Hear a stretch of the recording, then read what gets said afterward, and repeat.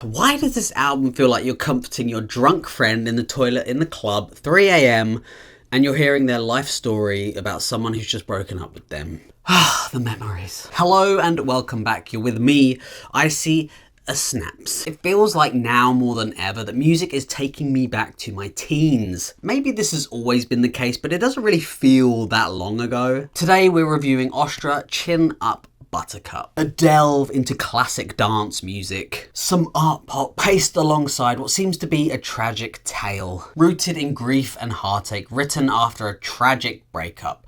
We know breakups make the best music. Austra is the electronic art project of Kate Stelmanis, a Toronto-based singer, composer, producer, DJ, with a background in operatic vocals, which is quite evident when you hear her sing. The projects themselves are a little icy, dark and theatrical. So Chin Up Buttercup, running at only 38 minutes long, it's quite a short album, which brings us in right away with the song Amnesia. Introduced to a Moomin-esque piano riff, feels icy and bare, but when the vocals come in, things really start to take shape. Adding more elements and things start to melt, sounding like a bit of a treat. Until the track shifts a bit mid-song to this sort of baroque piano thing to something a bit more heavy and trancey. Think Underworld mixed with some Vogue. Lyrically, we can guess the tone of the album. Life is not the same without you in my arms. Moving on though to one of the lead singles, Math Equation. It has a bouncy Euro trash vibe to it until the latter half where it becomes a bit more housey. There is a slight disconnect between the vocals and the music, but I quite like it.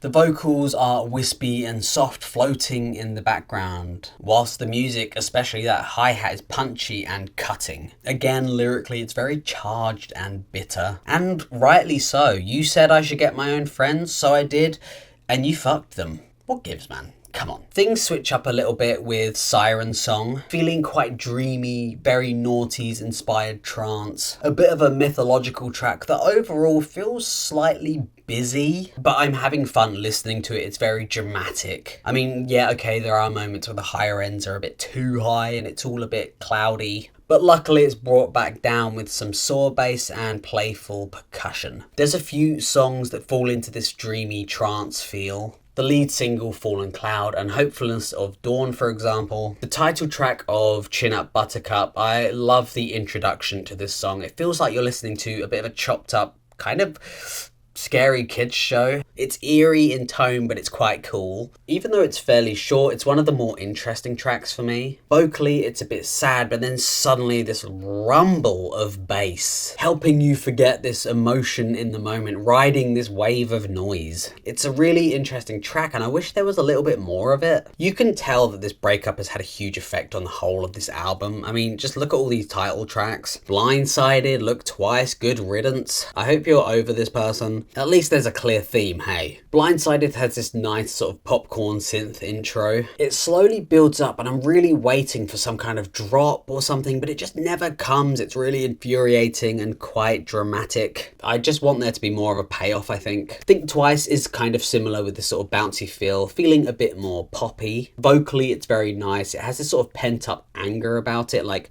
you kind of regret your decisions, right? After these two, we have another short song, Look Me in the Eye. It's slow, vulnerable, and very minimal. Though I don't mind these sort of slow vocal tracks, I think I prefer the ones with a lot more energy. For example, the Hopefulness of Dawn, which kind of starts off slow, but then really enters into this sort of trancey groove, and you can get lost into it. I could definitely imagine me enjoying this in the club at the end of the night or something. One track left, closing the album off with a cathartic goodbye.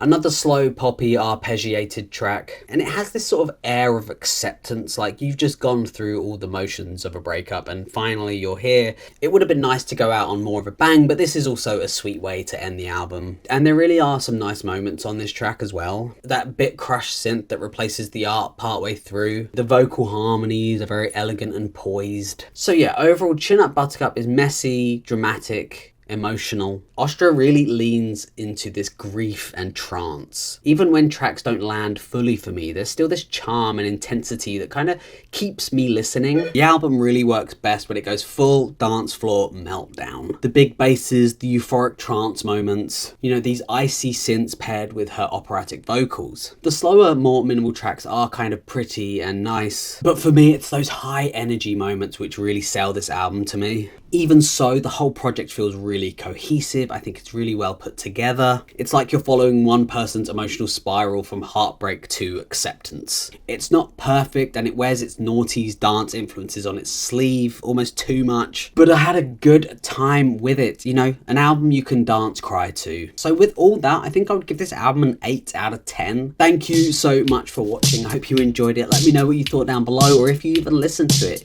Give it a try, it's good. So thank you for sticking with me, and I appreciate all of you very, very, very much.